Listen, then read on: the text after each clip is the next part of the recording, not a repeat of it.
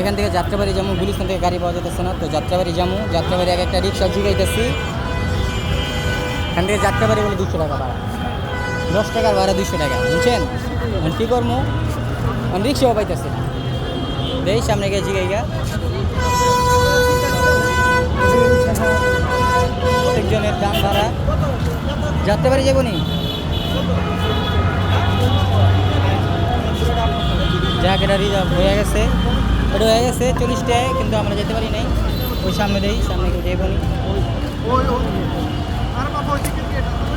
অবস্থা খারাপ, পুরো গুলিস্তানের অবস্থা খারাপ, যেহেতু রমজান মাস, আজকে ফার্স্টের দিন, কেউ গাড়ি পাইতেছে না, সবাই হাঁটা শুরু করছে।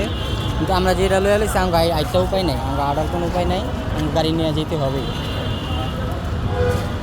ভাই যাত্রাবাড়ি মোড়ে মোড়ে কত ওট, যাক অবশেষে পাইছি।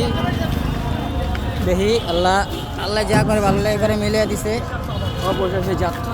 তো আমরা এখন রাস্তার পথে, চলার পথে।